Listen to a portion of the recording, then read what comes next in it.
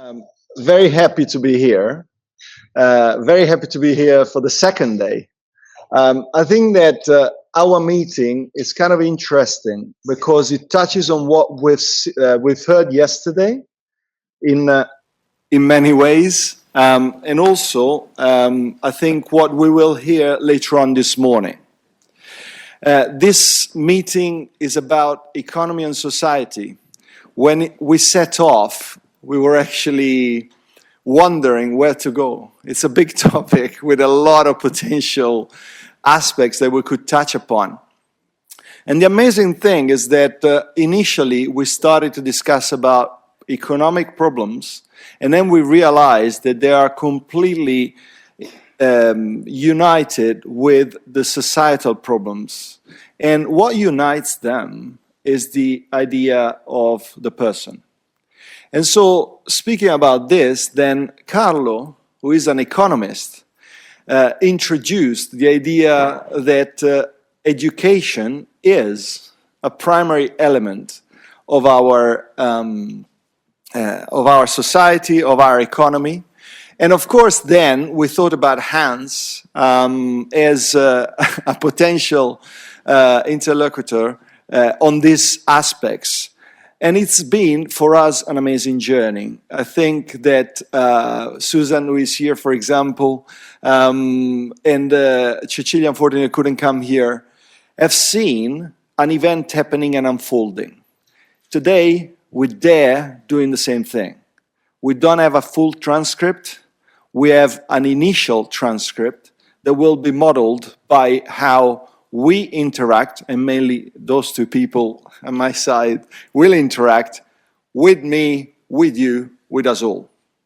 So that's what the challenge we're setting out.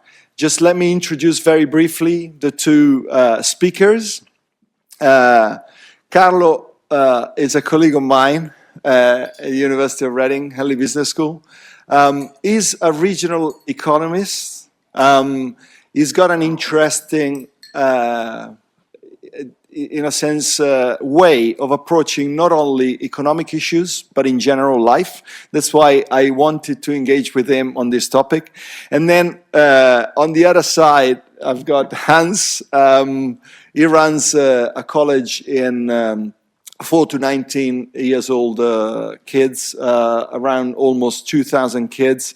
He's the principal of that college for the time being. And then he's always been, enthused by education. And that's why he's there. He's been there for 36, 37 years. And so then we'll start with Carlo, that will enlighten us on what is the economic situation and how did we get here.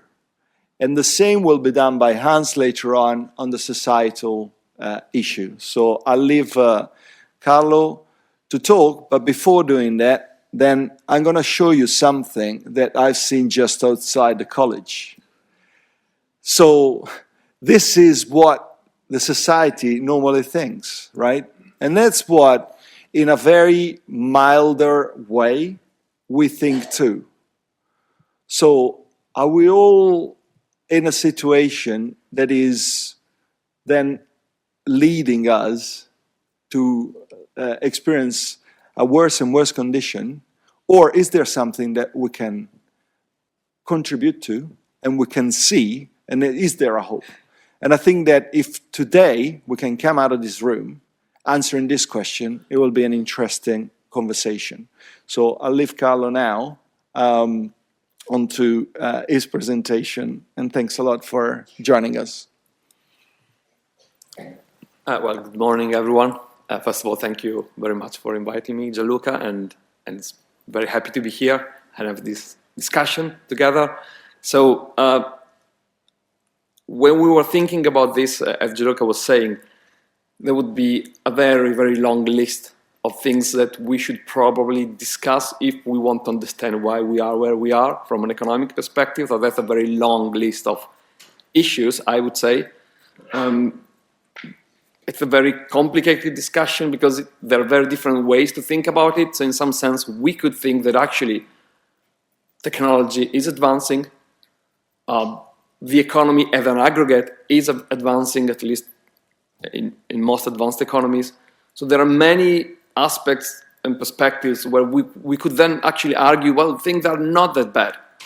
And then, of course, at the very same time, we have many other issues that are actually much more negative, such as significant inequalities, a significant part of the society which is not really connected to the economy, and a lot of unhappiness, and a lot of divergence across places. So it's not only a question of what jobs you have, what kind of occupations, but also where do you live, what kind of opportunities you have around for yourself, for your children, and so on. So it's difficult to say things are bad,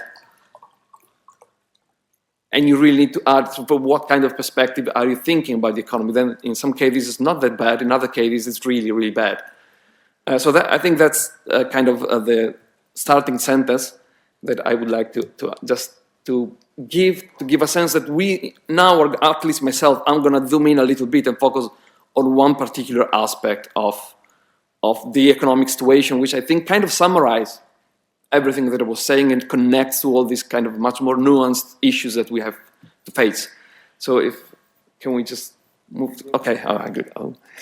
So I just want to give a sort of a visual representation of where we are, and I think that the most important indicator if you want to understand the economic crisis, so this is only about the economy, but of course it's connected to the society as well, is the concept of productivity, which is how much output are we able to create for a specific amount of input. For example, 1 hour of work, 1 hour of our time, as well as the capital that we're using in that 1 hour of work, which is the strongest predictor of GDP growth, bearing in mind that we are all aware that GDP is not a perfect measure of well-being or economic growth. Of course not, but let's say that it's a useful proxy to introduce the discussion. And then that productivity was growing at around 1 to 2% per year up to the big financial crisis of 2008 in the UK. This is a very similar story across most advanced economies, Western economies, so we're focusing on economies that were already developed. But then from 2010 onwards, productivity stops to increase. And we have had an increase of around 2% in a decade rather than per year. So that explains a lot of the issues that we are facing nowadays, because if you don't have productivity growth, then you're going to struggle more and more to just keep the capital that you have, including infrastructure or the NHS, for example, to just keep it working. You have less and less resources. You're not able to expand and add additional investment into the economy because you're not creating more out of what you have to build the economy. And therefore, suddenly you're struggling, there are more and more constraints, and this is the situation where there is a risk that you start going into sort of a negative loop. Less and less resources, less and less investment, and every year it's more and more complicated to grow. Now, this is not only a story about the UK, so the graph that you see there on the left is the UK, and then on the right you have the divergence with respect to the average across most major economies. And you can see with a red square that the UK situation, how much it has lost in terms of with respect to the average. So most of other countries are also similarly struggling. Many others are actually struggling more than the UK, but others are not. So the question really is, so what drives productivity growth? What would be, if we have to summarize the whole kind of discussion in just a couple of key drivers? And usually we simplify the discussion saying, well, productivity is just a function of the amount of capital that you have and labor. And in a sense, in that way, the key issue that we are facing, that we are investing less and less. This is historically true for the UK, that has always had a very low percentage of business investment, both public investment but also private investment into the economy.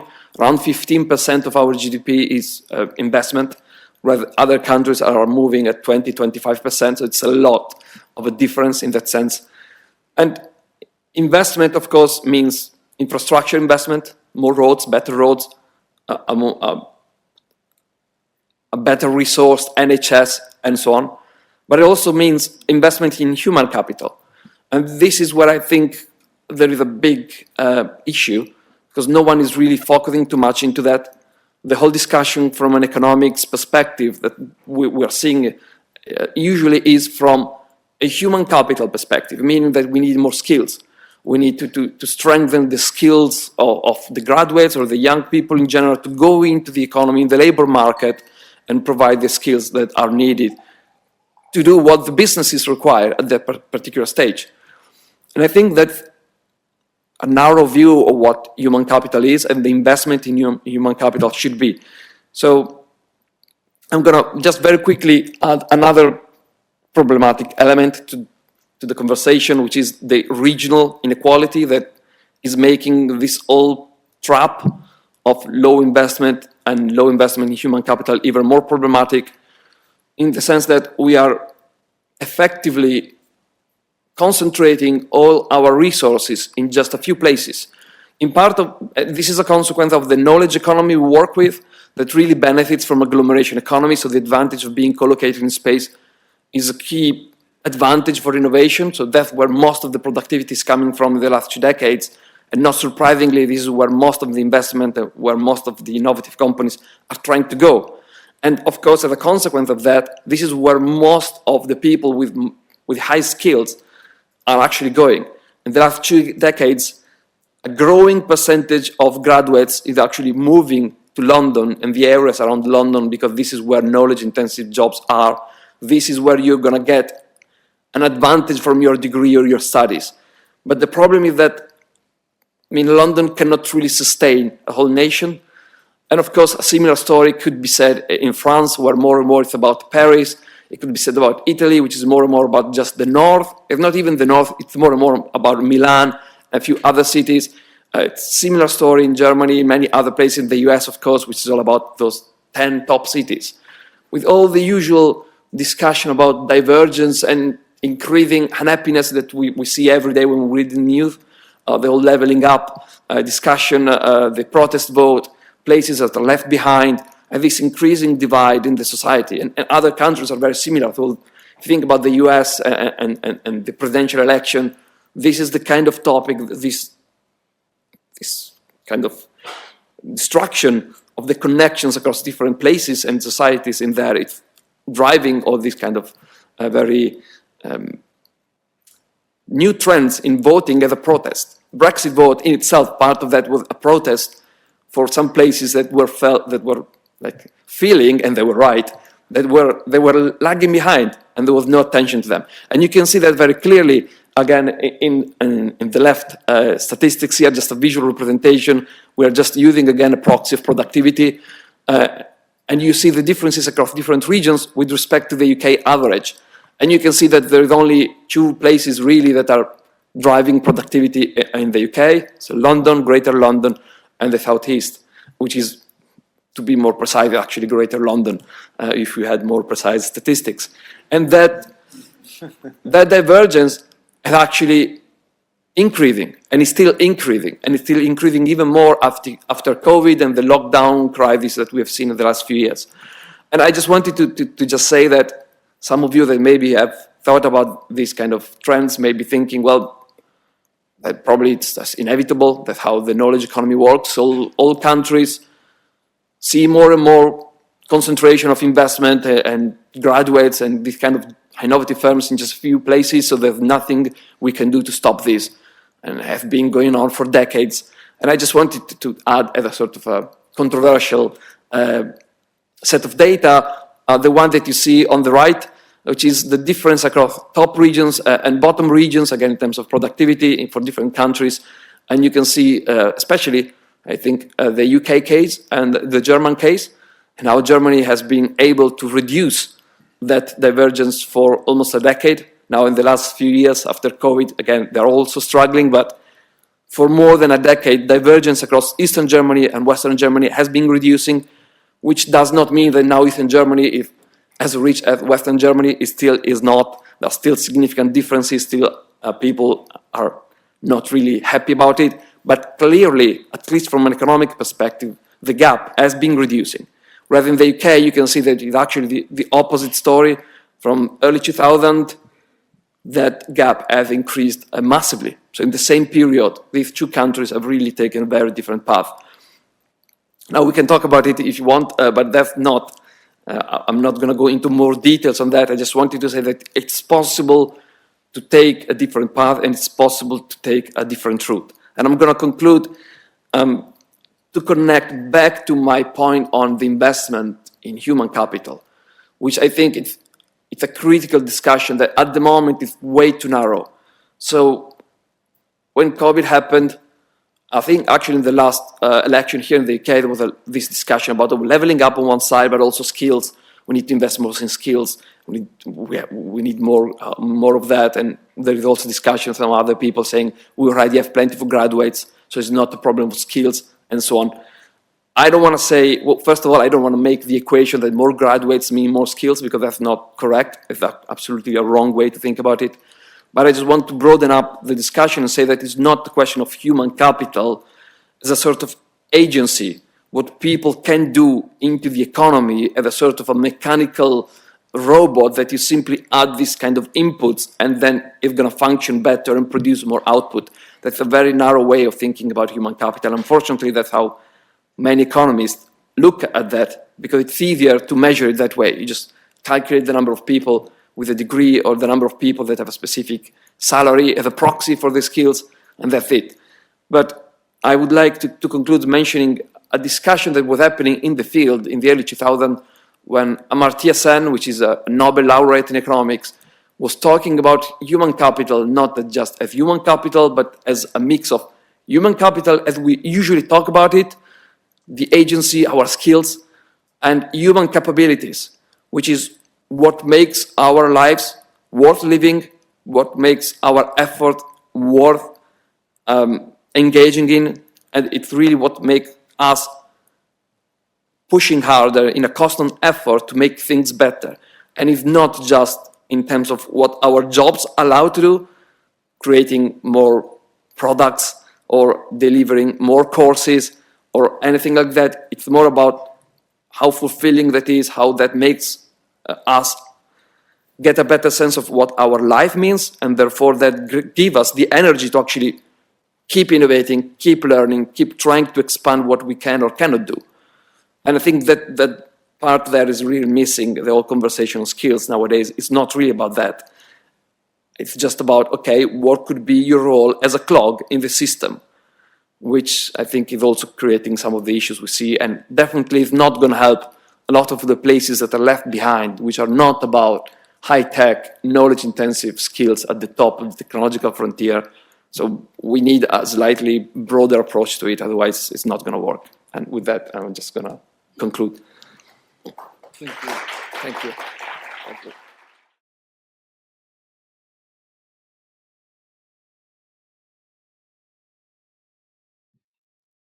So what's best, then, yes, sorry. What's best than having Hans following exactly this last remark? So I'll leave it to Hans to continue from this point, because I think it's an interesting one.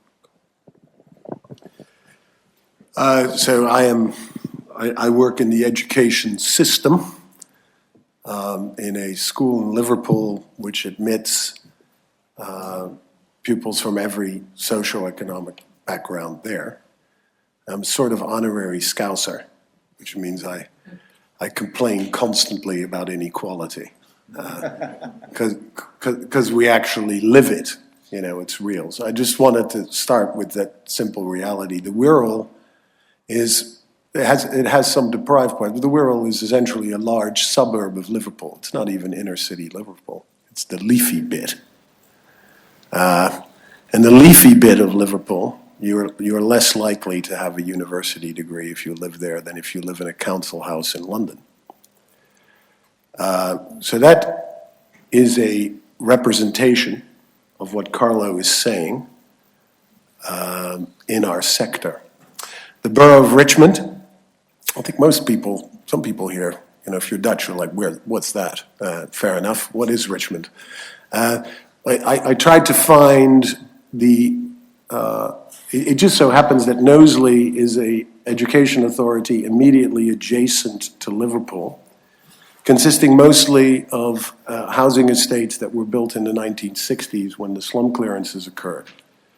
And Knowsley is an education authority. I know the director of education there, and he confirmed for me that in the last 10 years, 3 children from Knowsley have received an Oxbridge offer. And at the same time, an equivalent number of people live in the borough of Richmond, which is part of London. And at that time, 412 children from that borough went into Oxford and Cambridge. So what you're looking at there, in fact, when you look at a map, this is perhaps to be expected, I think, in some ways. When you look at a map of top performances, so the A-star grade at A level, which you need to go to a university like where we are now, if you actually live in Oxfordshire, you will find that it's 4 times above the national average in terms of the percentage of children who are getting that top grade. Now you could say, well, this is just a case of genetics, really. Nature wins. So you put all these bright people together, and they all met at university, and then they produce a child or two. Those kids are going to do very, very well at school, and that makes some sense. But what is kind of shocking is that in the adjacent county, Staffordshire, which we drive through when we come from Liverpool, it's three times less the national average. So you have actually a situation where, not all of Staffordshire is some sort of industrialized wasteland. It's my experience admittedly, I never stopped there. That probably tells you something. So even in England, we have what in America is called a flyover state. In this case, it's Staffordshire. When you live there, the train barrels through it at high speed. And if you go to school there, you are not anywhere near as likely to get an A-star. Some of this, as I say, can actually be explained because the sociologists have told me there is a correlation between income, intelligence, and genetics. But only some factor of that can be explained that way. Here you see the grades. Just for those of you who are not familiar with the English system, in England we have this, is this up yet? Oh. All right, there you go. You can see there that London and the Southeast also perform at GCSE. No real surprise there. There's a direct correlation between the graph that Carlo showed us and the educational performance of the children in these particular regions. By the way, you can see what, this is an even more instructive thing. In 2022, teachers themselves gave the grades. You'll remember because of COVID. And you can see the boldness of the Southerner, who just advances their margin themselves, claims a kind of superiority, and gets away with just giving a higher grade. Although the Northeast cheated pretty badly too. So after 12 years of formal education, I have underestimated what I think that costs because the education budget, the school's budget in the United Kingdom is about 22 billion a year. So I'm excluding the capital costs of every single school, which is very high. If you want to build a school, the capital cost is £25,000 per pupil place. But at the end of that, this is my context in Liverpool, over 50% of the boys fail. So to fail in England is to not pass English and math at GCSE. And that means you can't even get an apprenticeship. It means you're pretty stuck. And ministers have decided that the solution to that is to take the exam again until you pass it. So you could argue that is a strange way of organizing your education system. I'm not a Marxist, but I think what you would say about this is that these grade boundaries and these particular curricular demands that are placed on every child in England are actually a way of separating people out. The real reality behind this is the driver that Carlo was talking about, which is fundamentally the ministers, I think, take a view of all the children as kind of homo economicus. And we need these people to be able to add value to the economy by increasing their skills. Well, the boys in Liverpool are not up for that.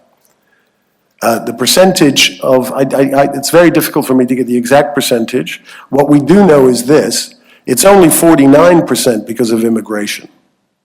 If you focus on white working class boys in Liverpool, that number will be in the low 40s. So you've built a system where they go to school, they're taught by energetic people, by headmasters, they've gone through all of that.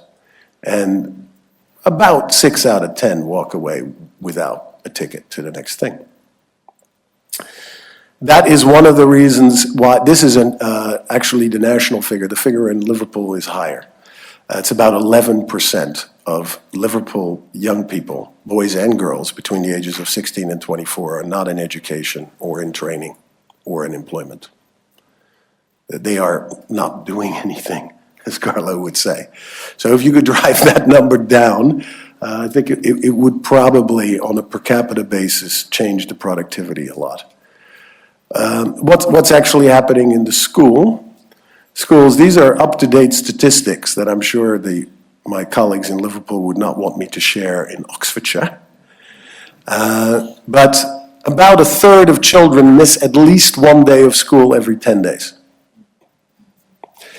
And that's the average from the age of 5 to the age of 18.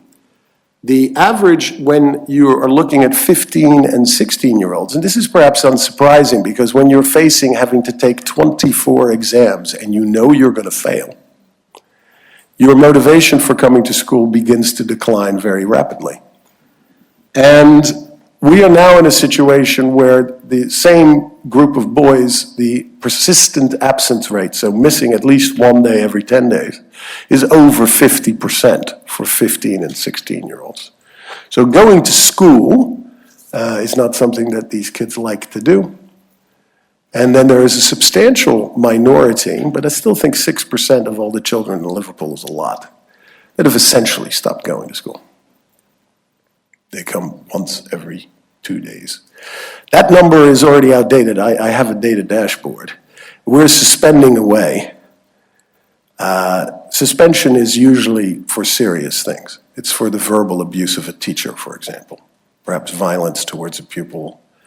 Suspension is not a very limited thing. In the schools in Liverpool, there are 30 secondary schools.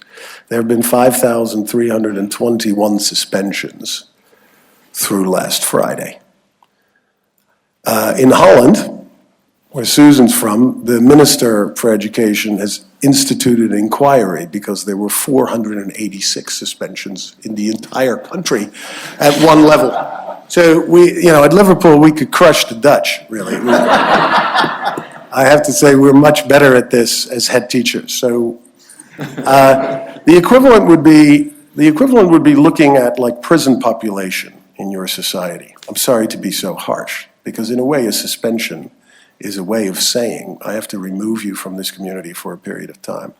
89 is also, got the latest figure, it's been a busy month, 152 permanent exclusions. And to be permanently excluded, you got to do something pretty serious.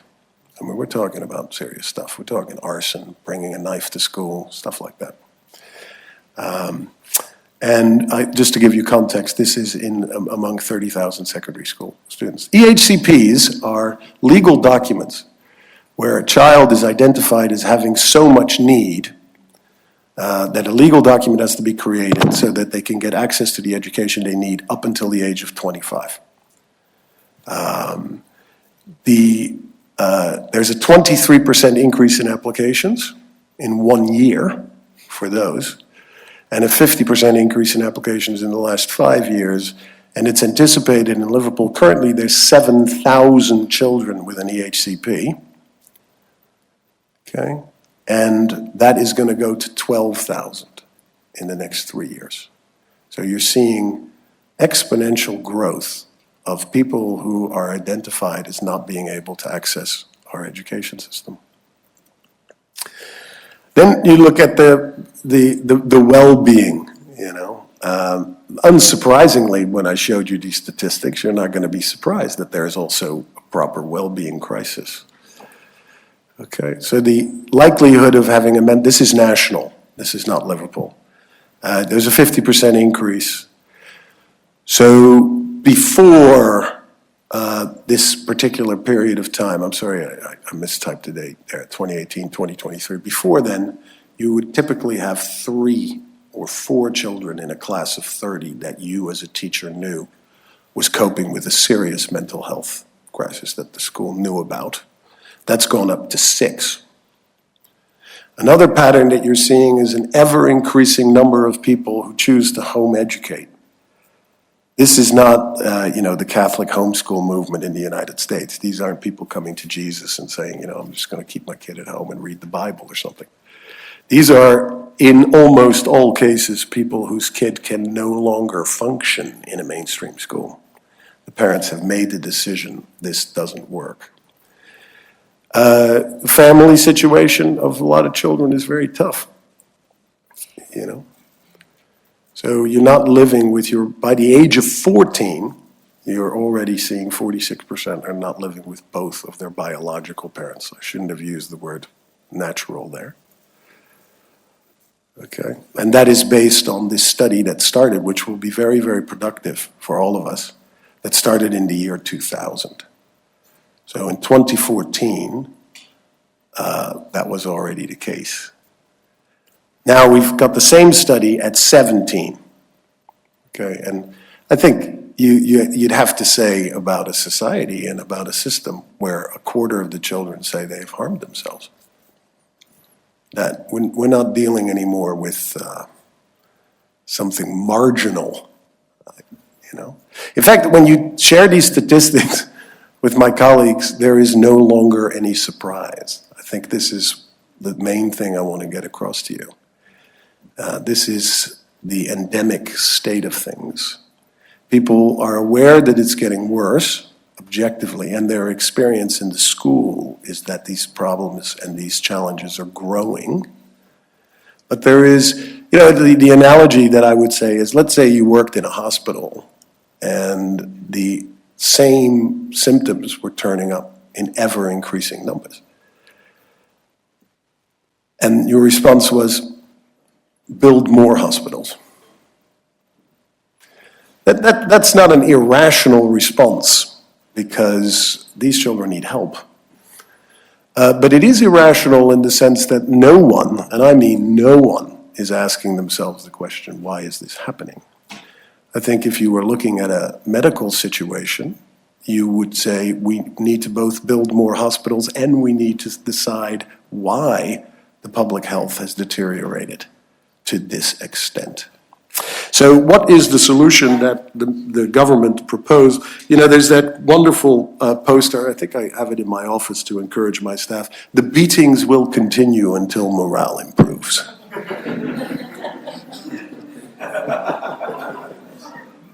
All right, the real solution is more, work harder, push harder, get these boys to understand that they have to pass these things and we're not just going to let that go. And sometimes this has real effect. So, for example, 10 years ago, the decision was made that children in England couldn't read well enough. And we created these almost Maoist training systems for hammering phonics into the kids. And lo and behold, they hate school, but they're really good at reading. I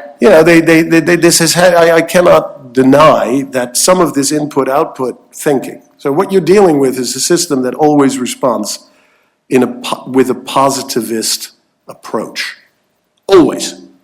So output's not what we want, therefore we're going to change some of the inputs. That is always a kind of Gnosticism of technique. So, we can do this better. Of course, there are always marginal improvements that are made in that particular way. But despite all of that, There is this inexorable tendency here. The numbers do not lie. And the beauty is, ultimately, I may not live to see it, but the internal contradictions of something like this will ultimately lead to the collapse of the entire system. I don't want to sound like a kind of Marxist in the making, but eventually, of course, you can't forever increase the number of people who are self-harming. You can't forever do that. At some particular point, either a group of parents, a group of heads, some people, are going to stand up and say, well, no. So we're seeing that these canaries are already singing in the coal mine. And there are things that we should do immediately. But most of this is not going to happen from Whitehall. One of the biggest, as the great theologian Lonergan said, education is a good of order. So we're talking about having to educate an entire country. It's a major task. When the fundamental assumption is wrong, the marginal return, so to speak, keeps getting smaller. I don't know how you express that in a graph. You can invest more and more and more and more. I don't think it's really a matter of funding, although that's also an issue.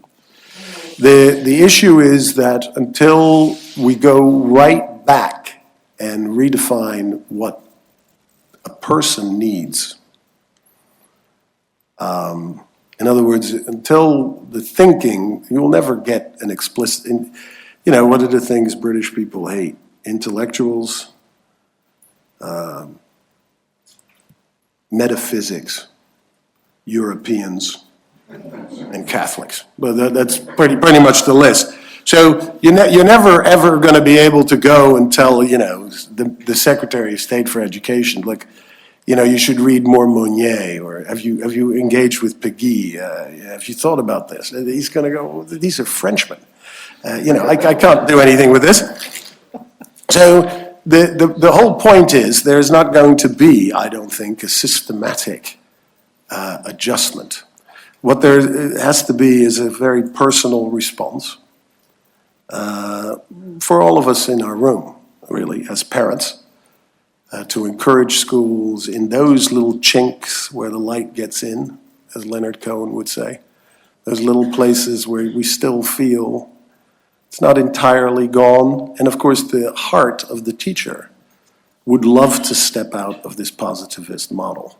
I've never met a teacher who likes it, nor have I met a teacher who voted for it, believes in it, supports it intellectually or in any other way. It's through those kinds of activities that we can do something about it. I think one way to approach it, even with ministers, is to say, do away with careers. Careers is a real poison in school because it instrumentalizes the process of education so that children are meant to be motivated by the fact that one day they will have a good job. Not only does that not really work, I'm all for a career discussion with a kid, but we could take a much wider view about the meaning of work, about making a contribution, what you would like to do in the world, and open up that educational process to something much, much broader that extends, frankly. As you were saying, Carlo, you were hinting at it yourself, is this notion of skill versus capability, or perhaps even ability versus aptitude, and embracing instead. In education, we take the so-called normative kid and we begin to reduce. They have a disadvantage, they're poor, they have a learning need, they're this. We could easily build a system that goes through the reverse. This kid can do this kid could do this, we could do that. And I think children would respond to that with, ultimately, of course, the only reason children really love school are the adults in it. You will never hear from a British minister, as teachers, I want you to love the children of this country. You're not going to hear that. And yet every teacher knows that in practice, this is really the only thing that works. Thank you.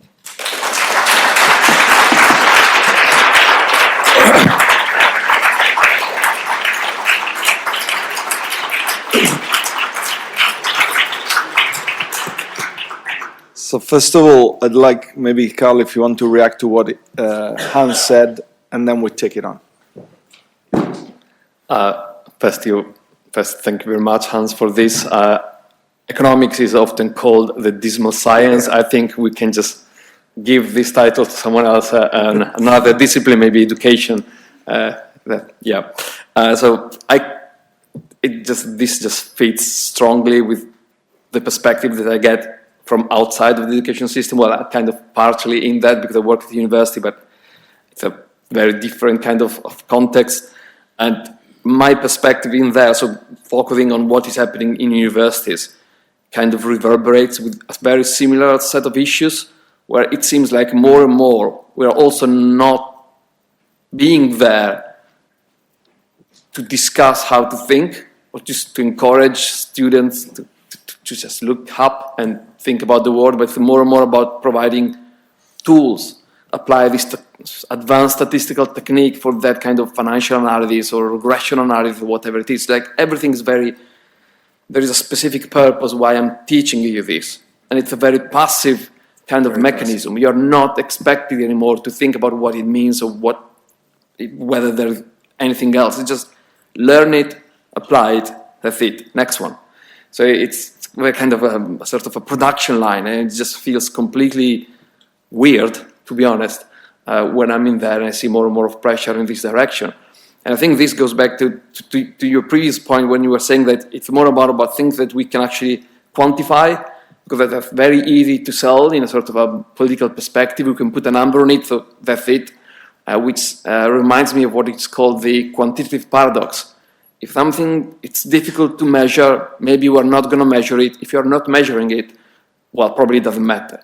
So, which is very problematic because it goes back to my initial kind of argument that we are focusing on skills, these little things that we can put on people, and then these people will work as cogs in the machine, and then we will get more output out of it, and it just doesn't really work. Not only because given the increasing divergence across places, some places do not have the resources to do this, but second of all, because as well as we get positive advantages in places that are growing, are more and more innovative, like self-sustaining effects, as we call them technically, we get exactly the opposite in the other places that are losing all these capabilities. I'm not even saying human capital anymore. They are using all these capabilities. Some of the people have a lot of potential that actually came out of the system and they were able to survive that system. They're going to move somewhere else. So in the next round, that place is going to have even less of that potential in the area to keep everyone involved into the society. And I'm going to add, perhaps maybe concludes the kind of discussion, because you were saying, again, your point on careers really struck with me, because this is also the case afterwards. So you're expected nowadays more and more to get a degree, to get a career, for a professional kind of decision in life, so you can be a doctor or a nurse. And that's going to give you an income, and then you're going to have a wonderful, fulfilling life. And another thing that has happened in the last decade, and is accelerating in the last couple of years, is that actually this kind of social contract is not working anymore. More and more of these people get a degree, get these occupations, but they don't really get a fulfilling life out of that because of the increasing divergence that they have to live through. If you're a doctor, or even worse, if you are a nurse and you're working in London and you have to buy a house or you have to rent, if you don't have your parents behind you, it's not going to be a fulfilling life, because all the advantages of your income that are going to be taken away for rent. If you're a doctor, if you're a nurse, I don't know how you're going to deal with it.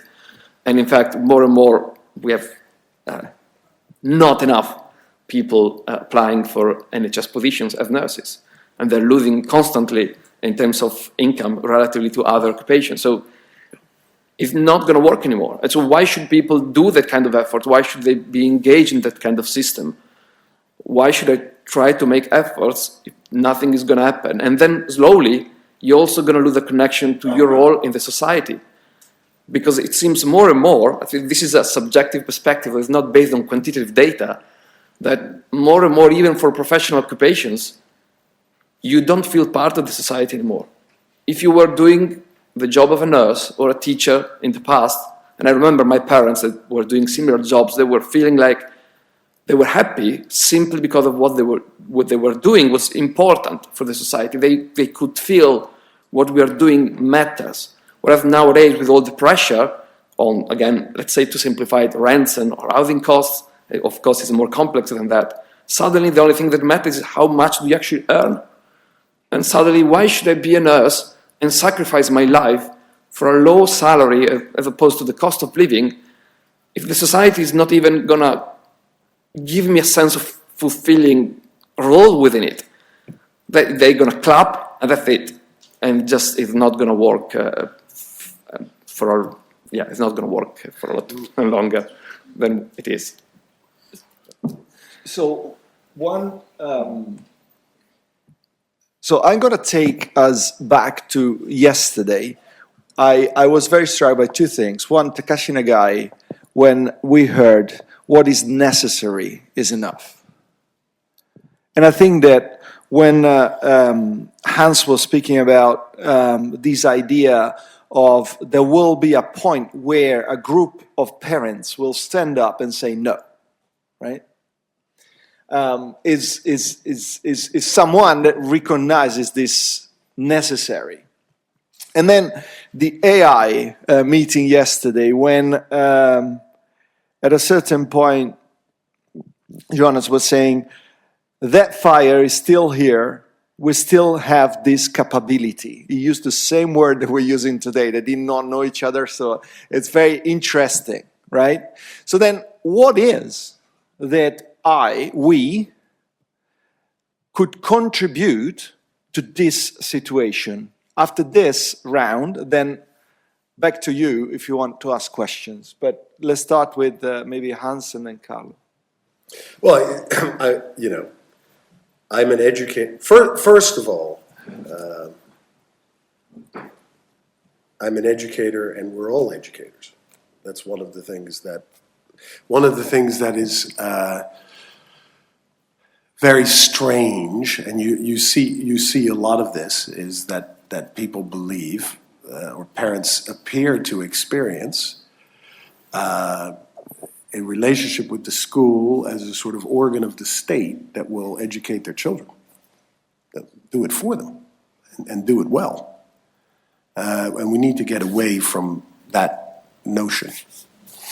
We have an administrative system at the school where every child has letters, so you have like a kid. No one gets to see this, obviously, other than teachers. So we have, Jimmy, and he's SEN, or he's PP, pupil premium, or he's disadvantaged in some way, so everybody can kind of see that. And I have added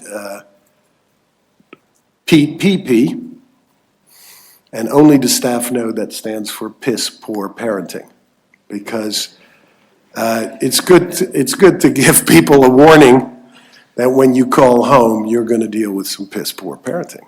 You'd be amazed how many problems are actually related to parenting problems, the isolation of parents from each other, the lack of groups of people that will really positively share experience and support each other.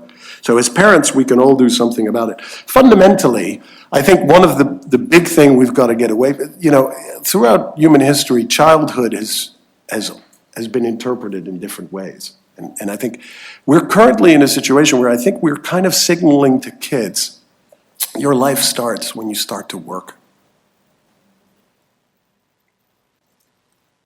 The way we're going to educate you is for you to listen to us while we give you some skills and knowledge that will enable you sometime to begin your life. And that is a very, very dangerous way of educating, because it would be much better to share together a much more active, or what we would call much more agency, starting much more from their experience, much earlier, so that we could discuss this. It's not really what a British school does. It says, you are a tabula rasa, we're going to fill you with the things we need you to know. That includes civic virtues, that includes moralisms of some kind, and knowledge. But essentially, your life begins when that process ends. Your agency starts then. And I think what we're seeing is the limits of that in creating an economy where people are actually educated to agency. They're actually educated to look at the world and be provoked by it and begin to engage with it much younger. And to be educated, to be accompanied in the ability to do that. That's how I think. And if the schools won't do it, we have to do it in our homes.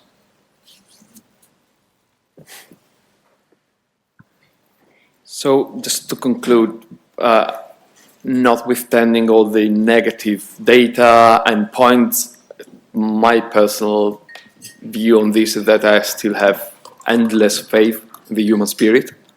And I still think that we have all the resources within us to actually address all this and really change things. The one thing that we need to do, though, is to remember that.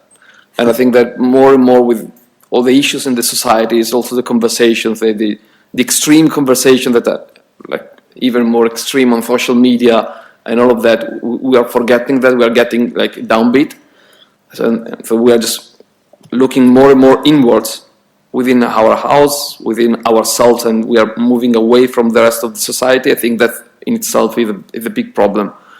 It's actually in part of that there is less and less of a society, even though nowadays it seems like everyone is more and more connected, but I'm not really sure about that. Their smartphones are probably more connected, but I'm not sure about the person.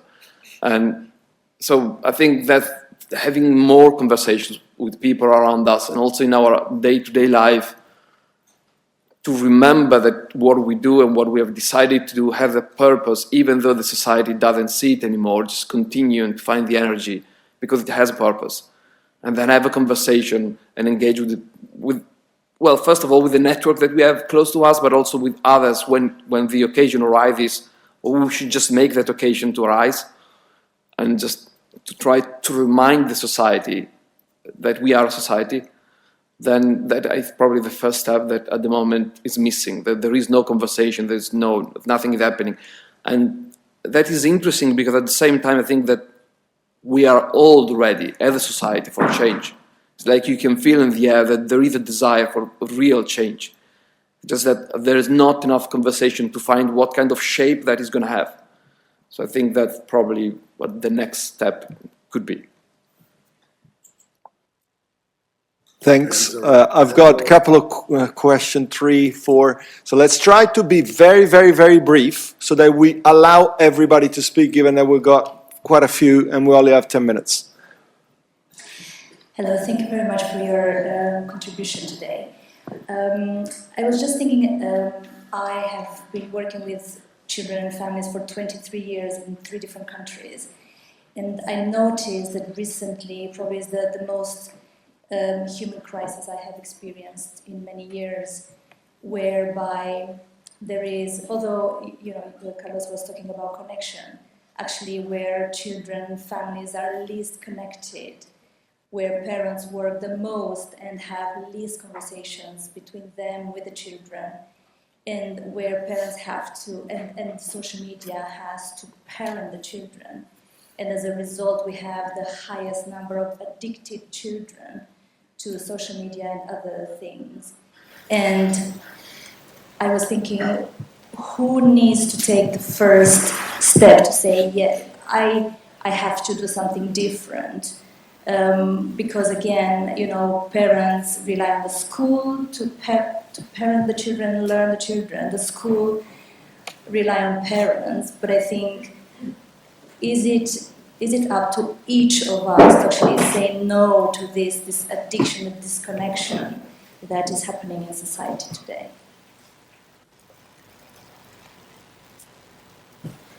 Yeah. Well, the answer briefly is yes. You know, you are right. It is up to us, and we got here by trying to dream up systems. So let's not do that again. You know, one of the most interesting statistics during COVID was that 1/3 of British children loved it. And when they were asked, why was this a great time? They said, my parents spent time with me. And that was the only answer they had, which is a sobering thought. So for a lot of children, we know in the data that British children provide us, which we ignore, every time they're asked this question, they say there are two things. There are three things that make me sad. One is my parents work too much. The other is my school makes me take 24 exams. And the third is kids at school bully me about my appearance, et cetera, et cetera. There are many positive. Obviously, they report, I am, you know, a bit of an Eeyore here. Obviously, you have also lots of things they love. But those are the three areas that and I just think that's pretty simple. You know, even as a government, you could easily say, well, these are the three areas the kids tell us we'll do something about it. So it's strange that there is no imagination around this. And I suppose it's up to all of us to use our imagination. Thank you. I have a question for both of you, Carlo and Hans. It's about the relation between the economic crisis and education of adults. Because also, what you were saying, Hans, it's a lot about children, and I'm thinking a lot about education in terms of my children as a father. But my children might be those who might prevent the next crisis. But what about this crisis where I'm in? So I'm thinking I could be one of those parents, actually, that at some point will say enough is enough.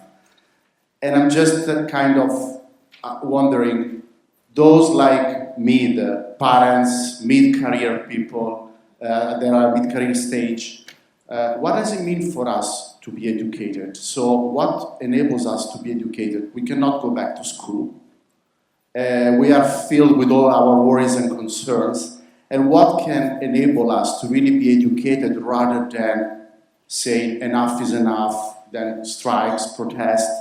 What hope we have for nurses and doctors who now they found themselves that their dreams have not been fulfilled? As I said, they cannot go back to school. They have to be educated now in the very complex circumstances they find themselves in. What can enable us to overcome this temptation of saying enough is enough and waiting for the government to increase the salaries or decrease the rents? First of all, the government will not increase the salaries and decrease the rents. This will not happen this year, will not happen in 5 years, in 10 years. Okay, I know, I just wanted to say it out loud. I think this is where a lot comes down to the individual, to find your own path. So whatever are the circumstances, whatever are the issues that you're going through, this is where things are. To find, as I was saying before, like even if the income is not really telling you a nice story, even though there could be much worse stories, of course, still, why do you do what do you do? Try to move closer to something that you find fulfilling, even though the society doesn't recognize that anymore. That in itself should be the source of your efforts. Like, I know this has a meaning, even though I can see no one is saying that anymore. It doesn't matter. But as humans, we are often so much influenced by the society that, at least up to this point, I think on average, often the outcome is that a lot of people will lose that phase. So as individuals, we should try to do whatever we can or we can, actually, not to lose that. That at least would be my first, not as an economist, as a person thinking about these things, is don't listen too much. If you think that's what you want to do, if you find that fulfilling, continue. And then slowly, once you feel as a rock on that, try to find things that you can do to make things even better for yourself and people around you, but find first your balance. Otherwise, the society and the government and everything else, those forces are going to just crush you down. So find your sense of balance. I know it's a bit philosophical, but find friends. You know, I think we're educated through friendship, and my experience of the most critical situations in school, the adults do not have those friendships. And I do believe that it's not so difficult for the current generation, shall we say. It's moving away from ideological prisms of looking at this and just allowing our actual experience to speak to ourselves and then to share that with friends. I think that's how you become educated in that situation that you're describing. I just wanted to add one very quick thing on this. This is happening, right? So the Zoom meetings were like this. No, but this is, it's more like a reflection on the question as well as Hans' comment, that for a lot of people in a lot of occupations, the pressure is so hard that my suggestion before it's still my first suggestion, just find your balance so at least you're not crushed. But for many others that are in a better situation, such as myself, for example, I feel myself very lucky. But many others, even doctors, as opposed to nurses, as a simple example, that are in a slightly better situation, at least in terms of cost of living and everything, to start doing more what they think they should be doing, in the sense that often in our work we feel pressure from the system to do things that we don't think are what is needed to make a positive change, but it's much easier to just do it instead of do what's the right thing. And because of the pressure that we are under, it's just more easier and easier. We are in a meeting, there's a suggestion that we think is just wrong. We could fight that, we could have a conversation and say, no, we should do something different, but that's going to create problems.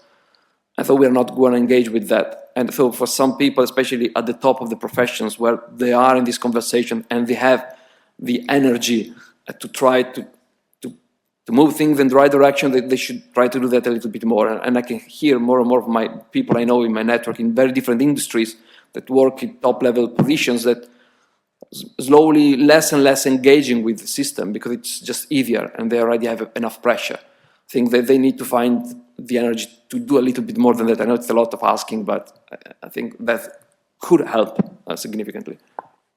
Okay, so I've been told that we need to close here. And the reason why I do it, and I'm cutting here, is that I would like to give justice to the next question. So we'll stay here, and if you want to ask a question to them, then you can come here at the end of the meeting.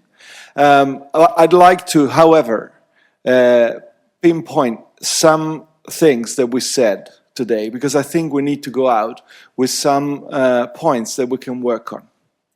The first one is we heard about the regional imbalances and the differences that are very familiar to us. If we look down the road as well, we see a lot of different families from when we go to school. We see differences at work and also at national level, as Carlo was saying. And then the point about the human capabilities versus skills or ability and aptitude, as Hans was saying. So at the end of the day, at the center is this possibility of having the person through a personalism as opposed to a positivism, where we try to increase the inputs to obtain outputs. But the problem is, where is the man? Where am I? And in fact, in this, then Carlo suggested in the Q&As that the resources are in us. It's like asking, what future do we want, as we did yesterday for the artificial intelligence? And we need to engage with this. But as Hans was pointing out, for sure, friends are useful. We need a place. Convergence wanted to be this place. And I think that today we can then be here and be helped to look up to the world and be provoked by reality, as Hans was saying. Doing the things that really matters to us, and then asking why. That's the key question that we need to keep open, and we help each other to keep open. So thanks a lot, and see you soon.